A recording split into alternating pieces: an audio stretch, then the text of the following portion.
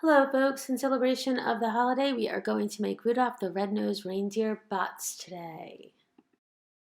Before we do the lights, we're going to focus on actually getting the bot to move.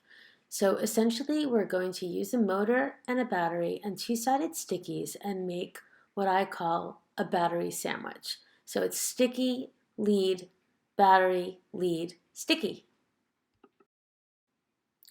When done correctly, your bot will wobble. The first thing to note about the motors is that while there's an anode and a cathode, it doesn't matter which direction you put the battery because it'll just affect the direction that the motor spins.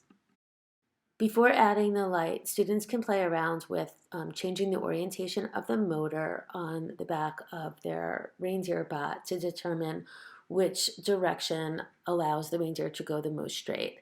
Keep in mind that these bots tend to have a life of their own, and even when you think you know the direction and orientation of the motor, the bot may not behave exactly as instructed. We started with the horizontal orientation. This orientation seems to propel him forward.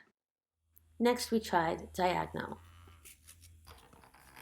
He turns a little bit, but he figured out how to make it down the path. This little bot was super fast, but because he had a high center of gravity, he kept falling over.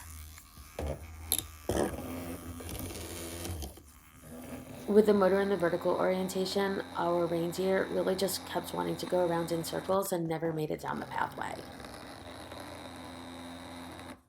The most important thing for each team is for them to be able to explain their bot's behavior based on the motor orientation using physics and science knowledge as a basis for their explanation. Now it's time for students to add their light. The most important thing about the LED lights is that they are different than the motor because of the anode and the cathode and the unidirectionality of the LED light.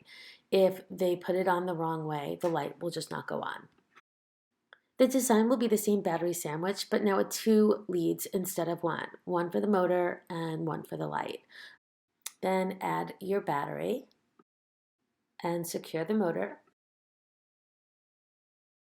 And finish your sandwich with the top leads. And your reindeer is ready for action.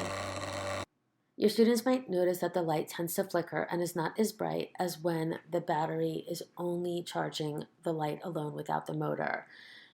Ask your students why they think that is and have them do some research to figure out the answer.